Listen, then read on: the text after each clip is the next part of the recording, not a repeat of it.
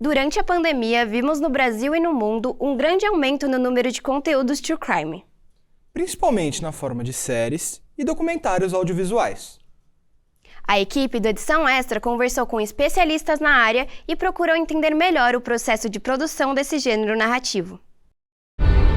Um mistério para a polícia: o assassinato de um casal dentro de casa em um bairro nobre da cidade de São Paulo.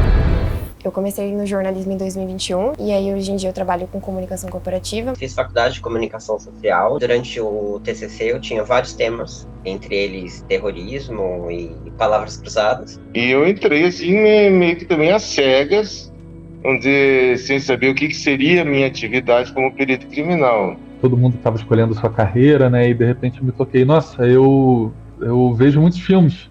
E eu era muito cinéfilo, um adolescente muito cinéfilo. Tem como característica ser um diretor que trabalha tanto com ficção quanto com documentários, que até na minha cabeça e nos meus projetos uma coisa invade a outra. E eu me interessava ainda em fazer documentação de assassinos em série, aqui, a princípio em São Paulo. Comecei a me interessar na hora que eu comecei a pesquisar sobre documentário, porque eu entrei para iniciação científica e o gênero não, né? O tema da pesquisa era documentário, era para pesquisar os documentários contemporâneos. Então eu queria pesquisar sobre true crime porque Dahmer estava atual na época, o caso do Dahmer, por causa da série e por causa do documentário que estava para sair.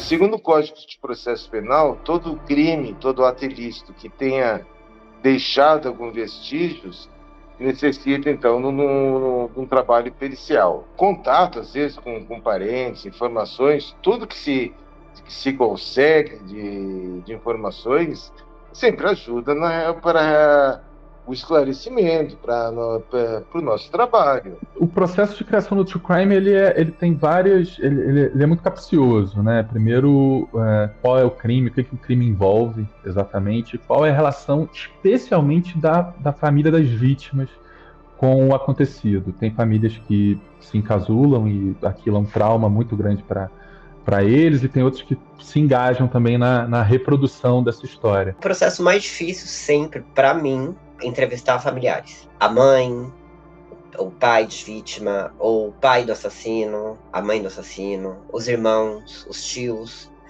Esse entorno sempre é mais difícil. Para contatar as famílias é sempre muito difícil, né? Porque geralmente tem muitas que têm resistência na hora de falar sobre o assunto, de reportar o assunto. Tem gente que não quer e tem gente que nem mesmo autoriza e ao mesmo tempo vai pro ar.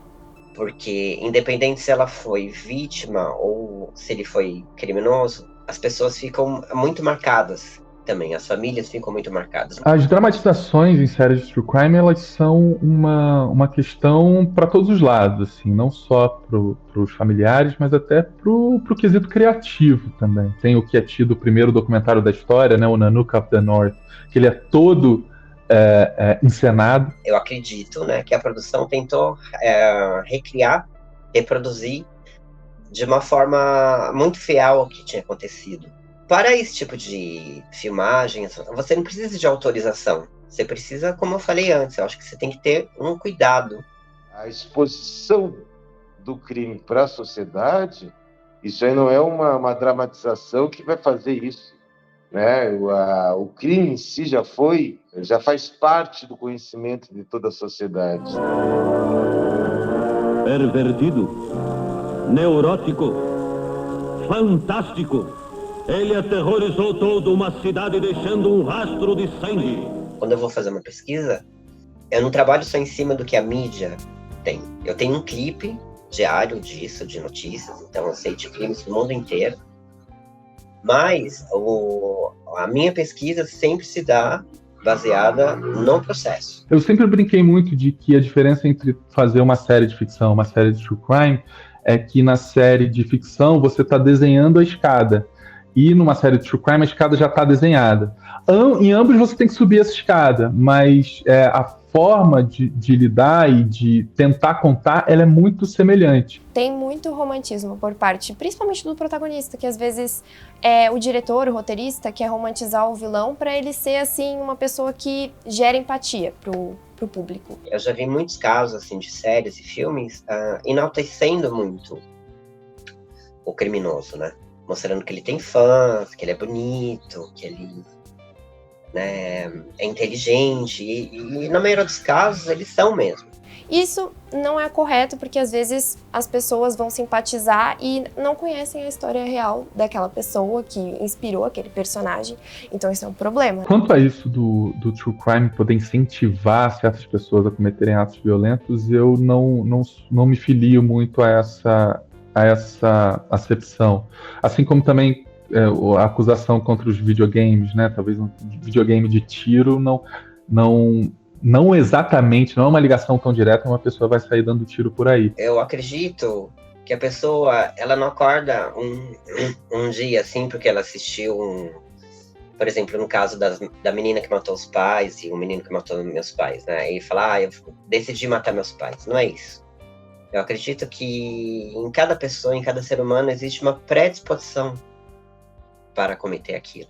True crime tem um pouco isso. E o que a gente está aprendendo, né? Acho que a gente está aprendendo um pouco se jogando a sentimentos que normalmente a gente não se jogaria, e sentimentos muito reais, né? São casos que de fato aconteceram com pessoas que estavam aí vivendo no mundo como nós estamos. Esses filmes, séries, podcasts, hoje que tem bastante, eles têm quando bem trabalhados, né? Ele tem uma função social muito importante, né?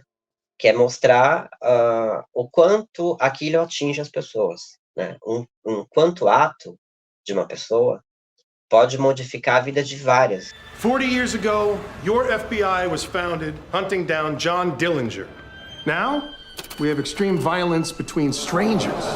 A saturação do true crime também talvez isso seja ponto de polêmica, né? Tem o Discovery ID, tem um canal inteiro dedicado a true crime, muito antes da mania do true crime, e provavelmente ele vai continuar por muitos anos depois.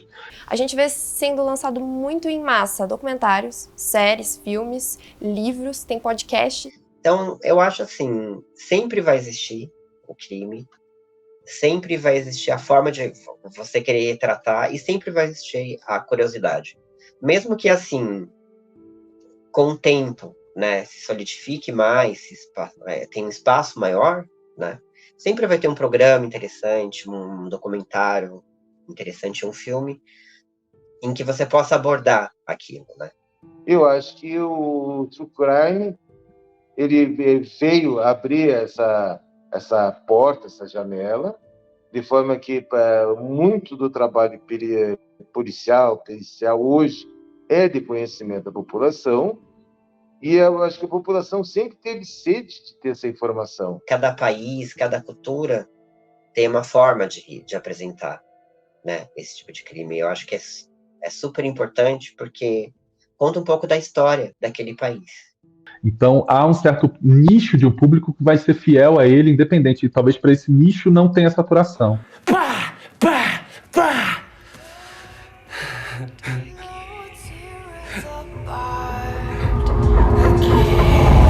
Matou